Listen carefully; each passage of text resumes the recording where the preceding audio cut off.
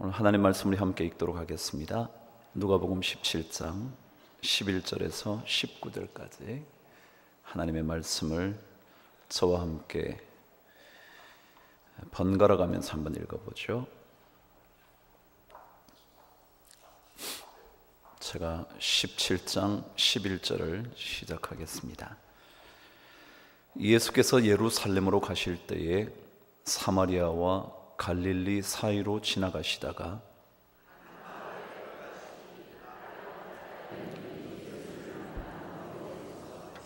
소리를 높여 이르되 예수 선생님이여 우리를 불쌍히 여기소서 하거늘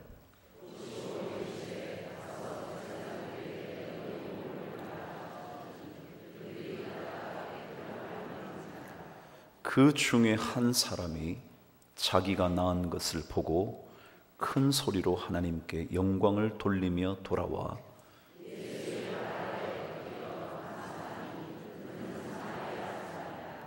예수께서 대답하여 이르시되 10사람이 다 깨끗함을 받지 아니하였느냐? 그 9은 어디 있느냐?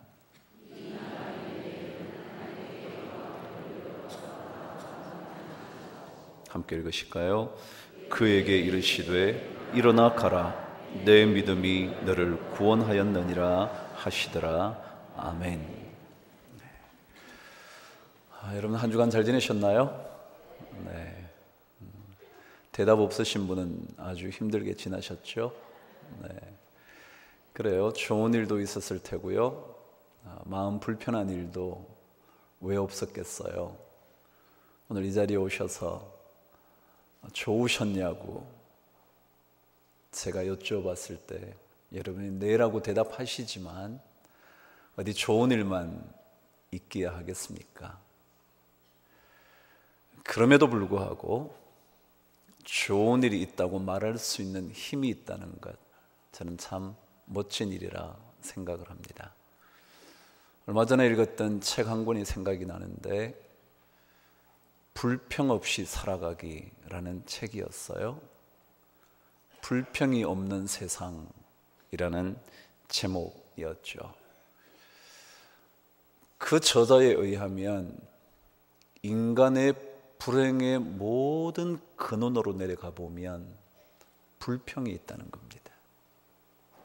불행의 밑바닥을 살펴보면 불평이 있대요. 사실 그렇잖아요. 불평거리가 있으니까 불평하지 않겠어요? 그럼에도 불구하고 불행의 밑바닥으로 들어가 보면 불평이 있었다는 거죠.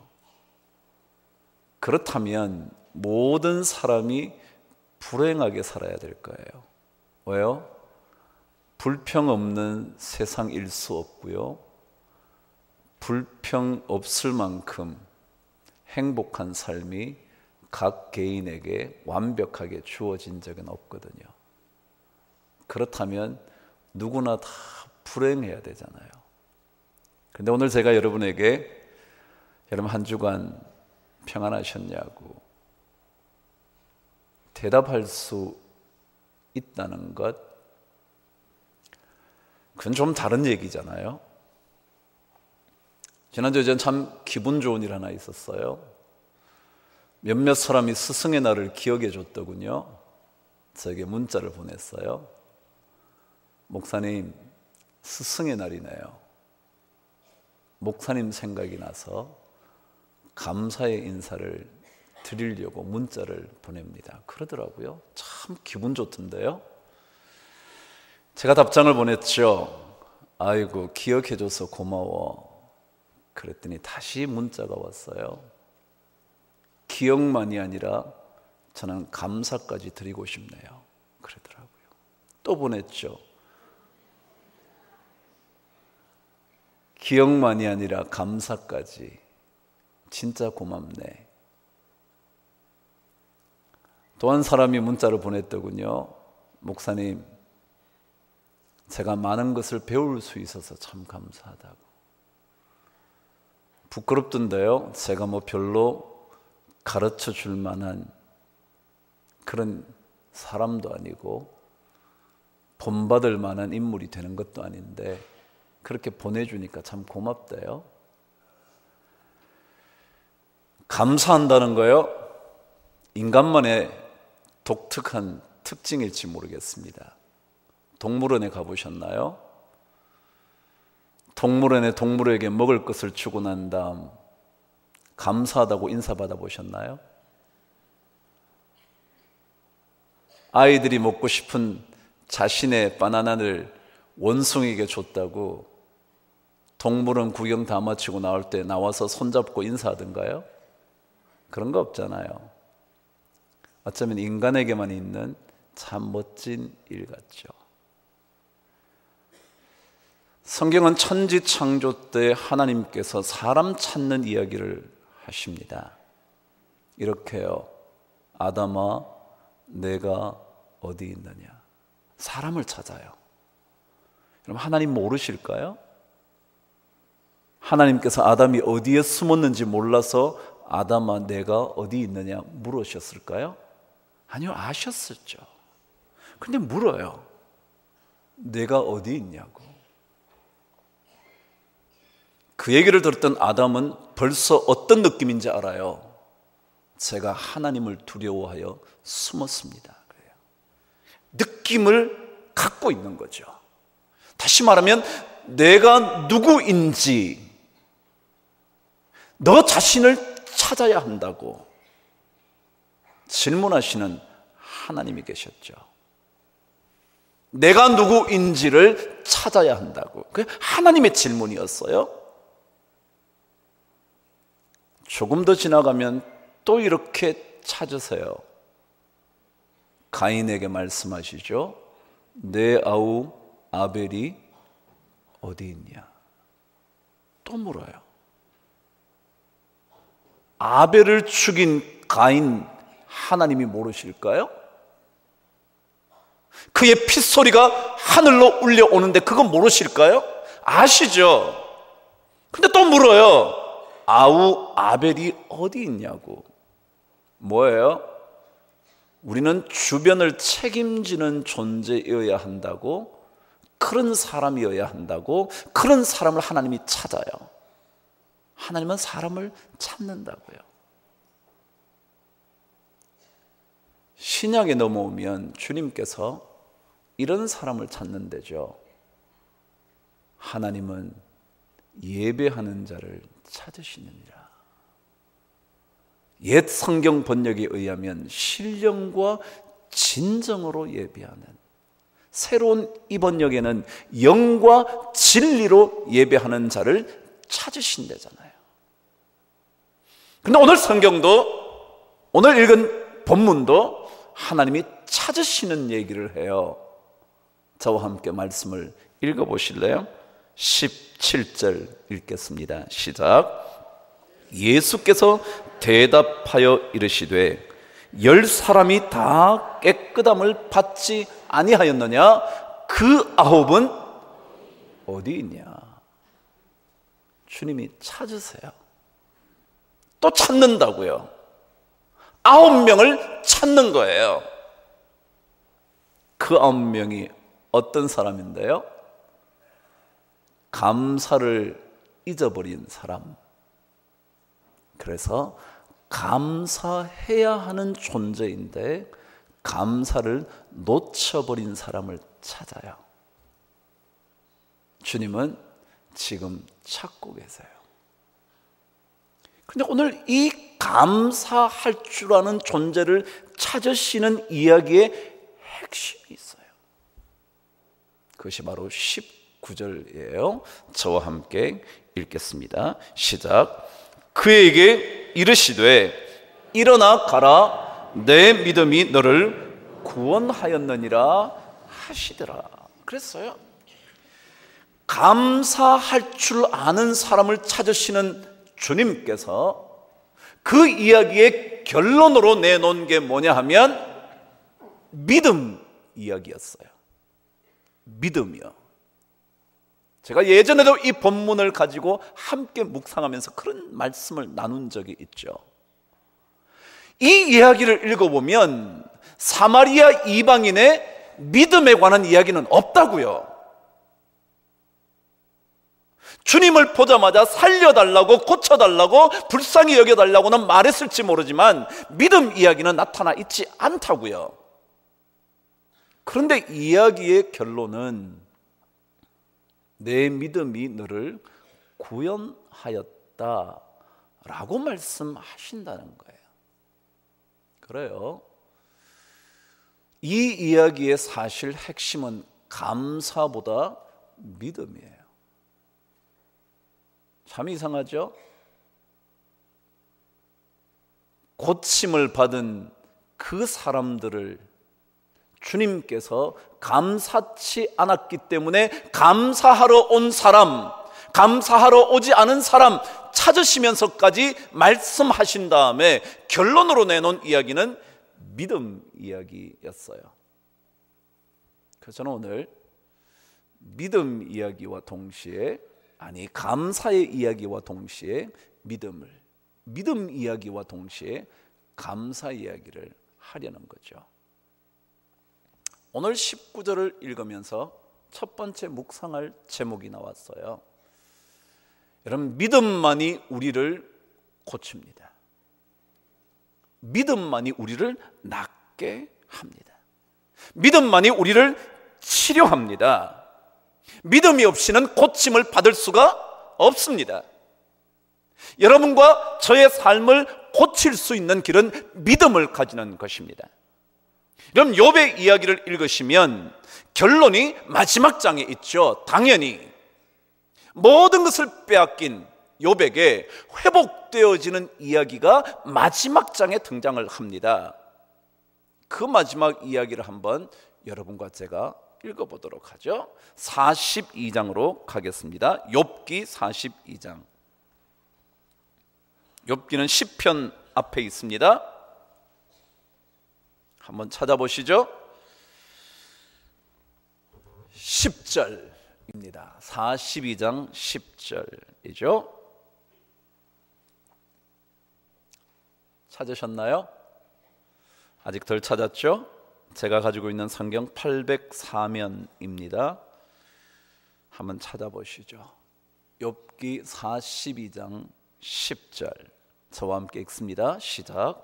욥이 그의 친구들을 위하여 기도할 때 여호와께서 욥의 곤경을 돌이키시고 여호와께서 욥에게 이전 모든 소유보다 갑절이나 주신지라. 아멘. 여러분, 성경을 자세히 읽어보면요, 이렇게 기록되어 있어요.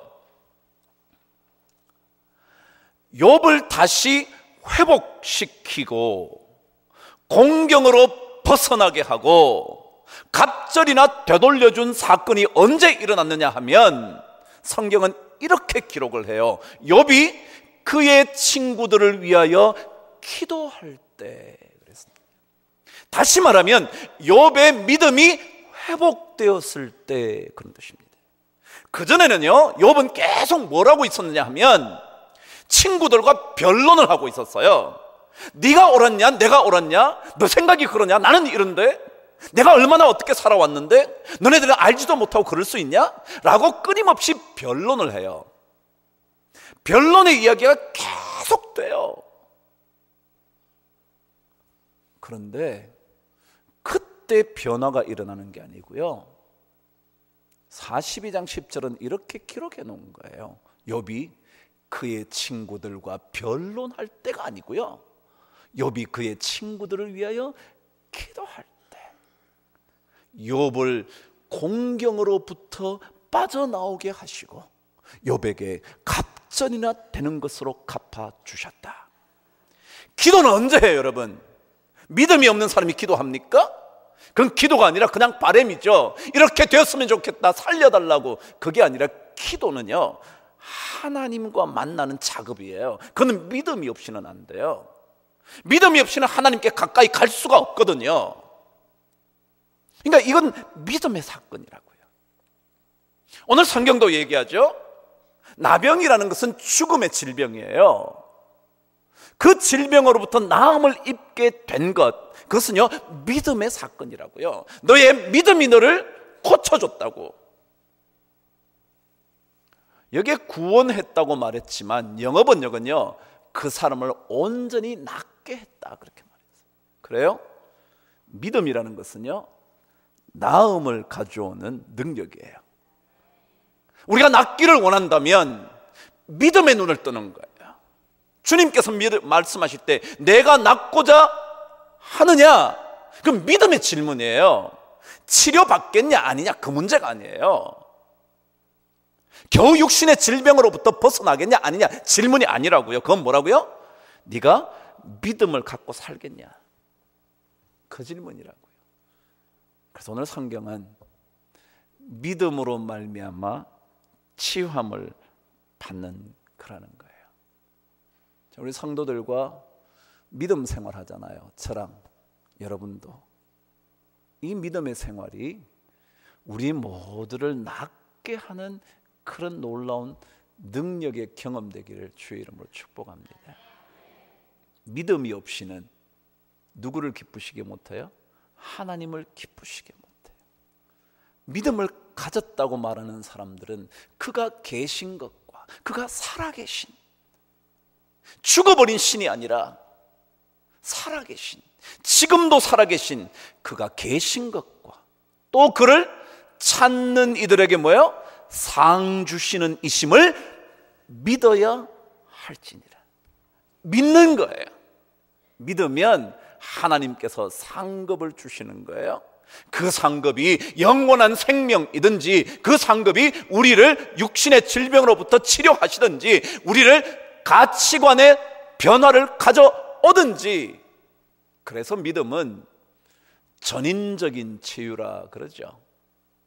믿음을 가지면 전인적인 영의 문제만이 아니라 육신의 문제만이 아니라 정신까지 전체를 바꾸는 힘이라 그러는 거죠. 그래서 저는 오늘 이 아침에 주님 앞에 나왔는데 우리가 다시 한번 믿음을 확인해 보는 그런 귀한 아침 되기를 주의 이름으로 축복합니다. 두 번째, 근데 이 믿음이 어떻게 설명되어 있냐고요. 믿음이 어떻게 설명되어 있는지 오늘 성경을 읽으셔야 되는 거죠. 제가 말씀드렸죠. 나병 환자의 사마리아 이방인의 이 이야기에는요, 믿음의 이야기가 없어요. 그런데 주님이 믿음으로 결론을 내리고 있다는 것은 믿음의 어떤 측면을 보여주는 거예요. 이게 전부 다는 아니에요. 여러분은 믿음은 원래 굉장히 광대한 스펙트럼을 가지고 있어요. 마치 이 땅에 무지개가 일어나면요, 빛이 한 색깔인 줄 알았는데 한 색깔이 아니에요. 빨간 빛으로도 보여요, 파란 빛으로도 보여요, 보라색으로도 보여요. 여러 가지 색깔이 나타나듯이 믿음도 그 스펙트럼이 한 군데가 아니에요. 광대하게 나타나요. 어떨 때는 이렇게 표현되고요, 어떨 때는 저렇게 표현되고요. 오늘 성경이 믿음의 측면을 오늘 하나 보여주는데 그게 뭐냐 그거죠. 저와 함께 말씀을 읽도록 하죠. 16절 저와 함께 읽겠습니다. 시작. 예수의 발 아래 엎드려 감사하니 그는 사마리아 사람이라 그랬어요. 여러분, 이 사마리아 이방인에게서 찾을 수 있는 것은요, 감사밖에 없어요.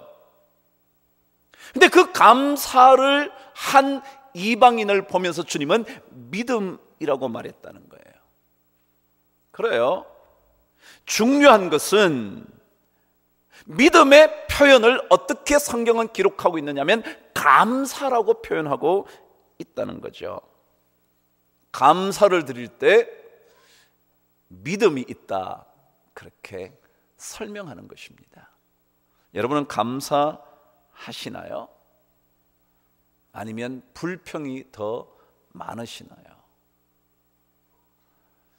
자녀에게 감사하는 부모이신가요?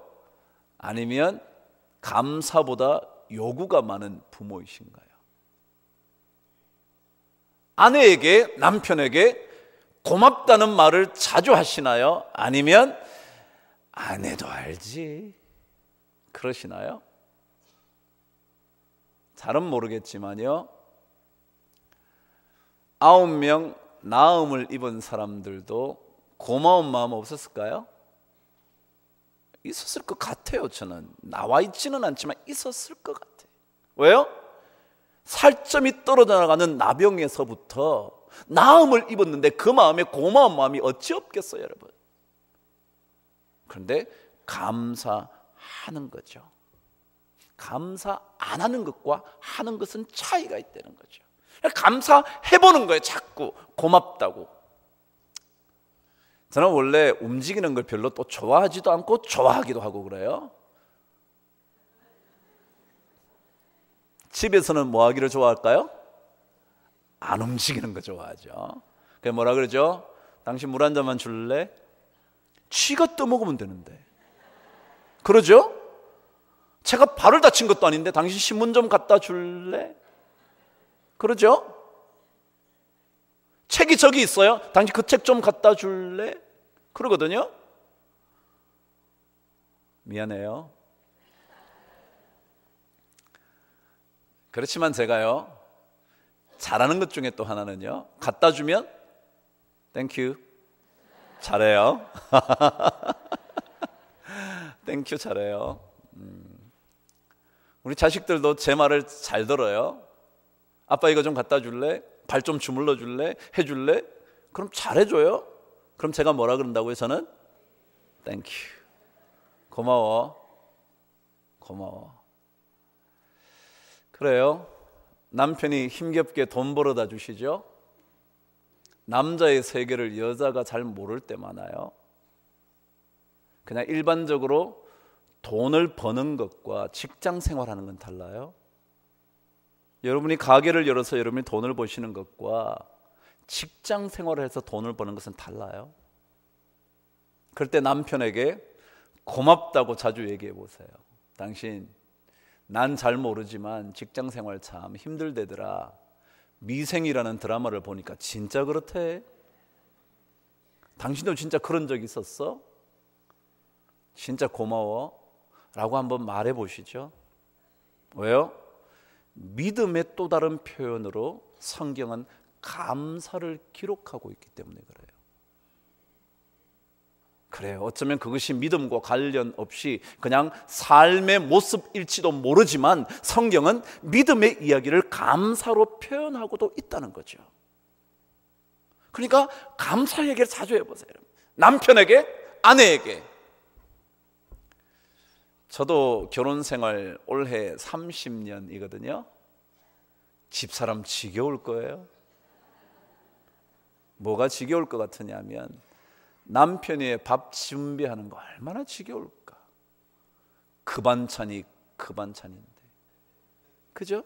근데 그걸 30년 동안 한다고 하면 얼마나 힘들겠어요. 뭐 별뾰족한 음식이 나오는 것도 아닌데, 그죠? 이게 좋은 얘기라고 한 건데 안 좋은 얘기처럼 들렸나요? 그래요. 그럼에도 불구하고 30년 동안 참 남편에게 상을 준비해 주는 아내, 고마운 거잖아요. 정말 그렇잖아요. 그런 아내를 보면서 야, 반찬이 이게 뭐냐? 라고 말하는 것과 야, 당신 정말 30년 동안 준비해 놓으라고 참 힘들겠다. 오늘 우리 나가서 칼국수나 한번 먹을까? 여러분, 그러면 참 마음이 달라질 거예요. 왜요? 감사라는 것은 삶을 바꾸잖아요. 믿음의 또 다른 양식, 그것은 감사예요. 믿음의 또 다른 형태, 그것은 감사예요. 전 여러분과 함께 교회 공동체를 섬기면서 더 많은 감사로 채워지는 은혜를 꼭 경험할 수 있게 되기를 바랍니다. 그런데 오늘 성경은 그 감사는 그냥 땡큐라고 말하는 것으로 끝나는 정도가 아니에요. 다시 한번요. 고마워. 야, 갖다 줘서 고마워 라고 말하는 정도로 끝나는 게 아니라 이 감사는 어느 정도의 감사냐 하면 18절은 이렇게 기록을 해요. 시작. 이 이방인 외에는 하나님께 영광을 돌리러 온 자가 없느냐 그랬어요. 감사가 어느 정도냐 하면 말하는 정도, 고마워, 땡큐 정도가 아니라 뭐라고요? 하나님께 영광을 돌리는 정도이다. 하나님께 영광을 돌리는 정도를 가리켜 감사라 그런다. 그러니까 감사가 우리가 단순하게 말하는 것일지는 모르지만 이것 속에 담겨져 있는 것은 하나님께 영광을 돌리는 정도이라는 거죠. 그러니까 주님은 감사하러 온 사마리아 이방인을 보면서 뭘 생각하느냐면 하나님께 영광을 돌리러 왔다고 생각을 하는 거죠.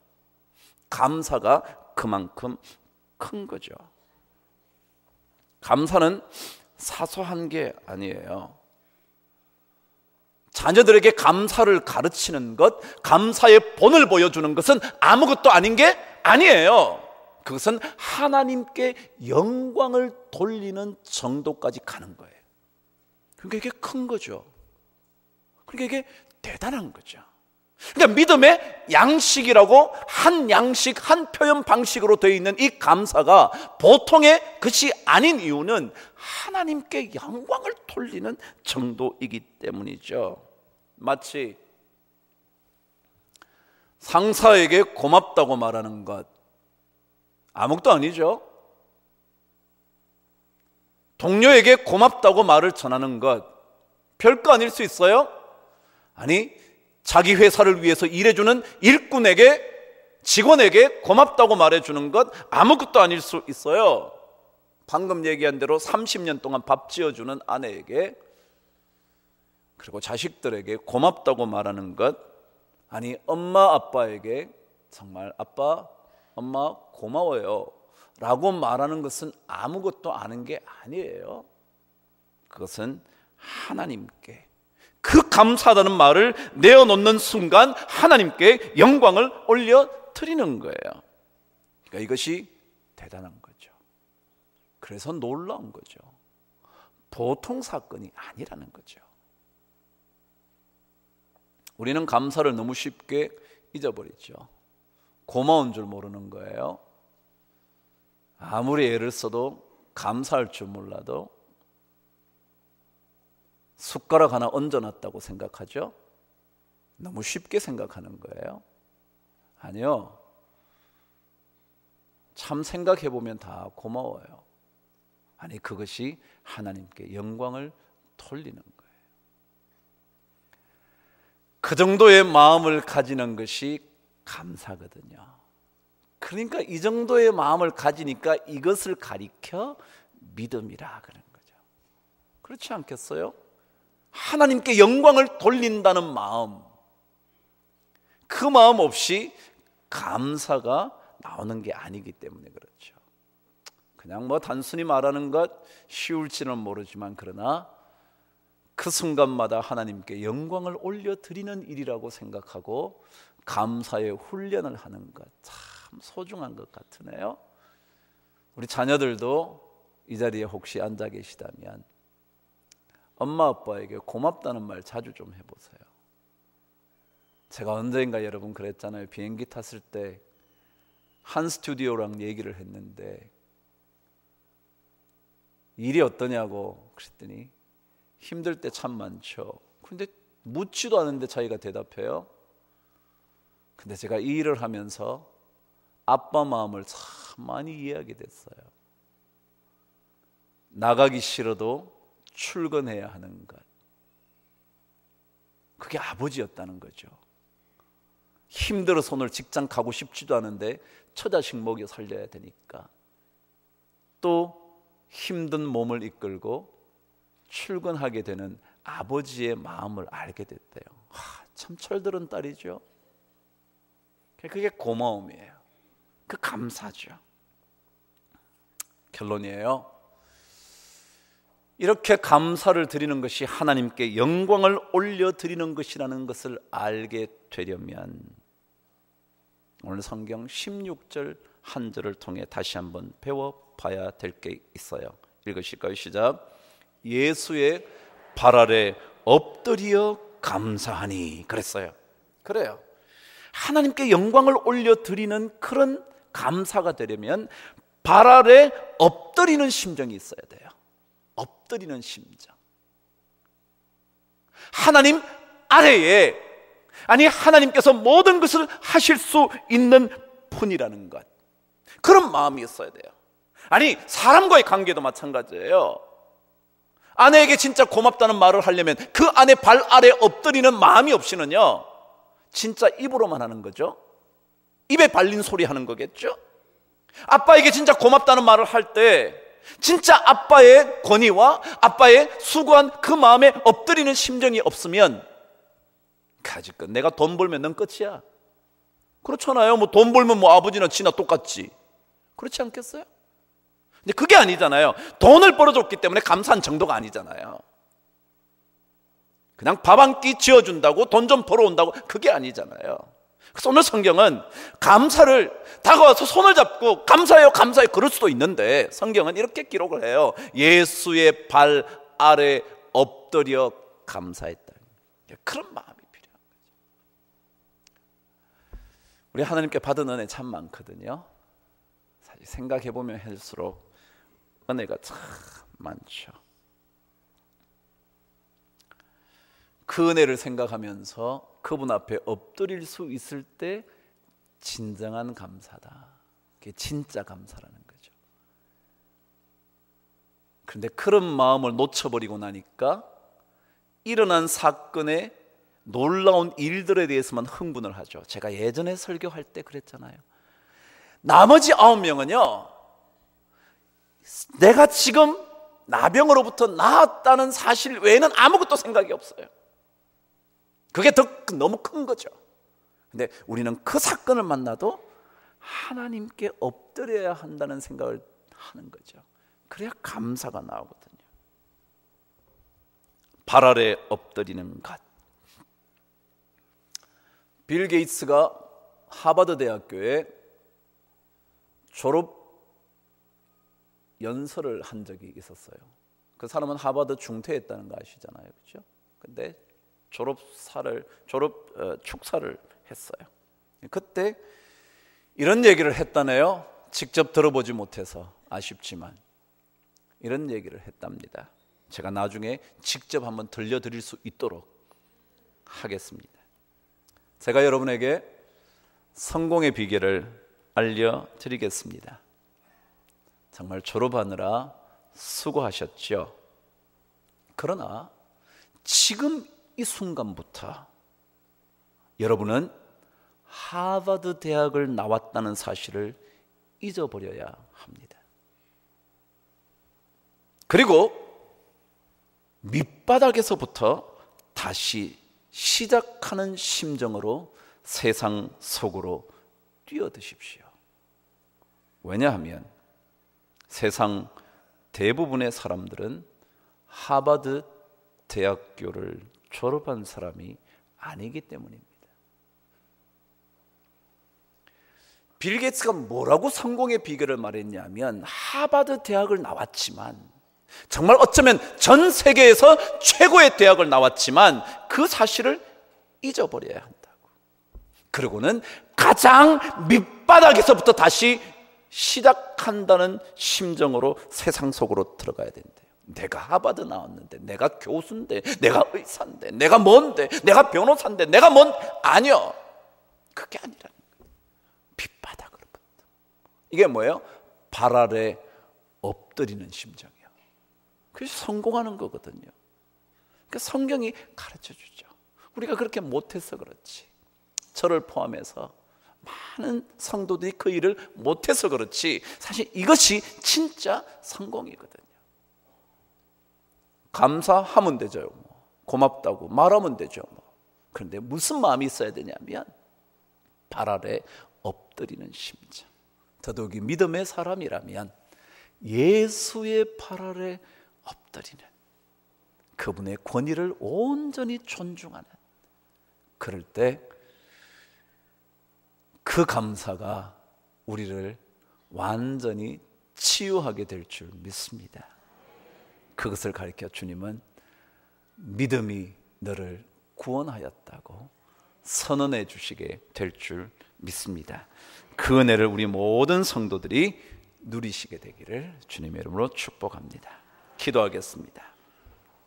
하나님 아버지, 저희들에게 베푸시는 은혜가 참 큽니다.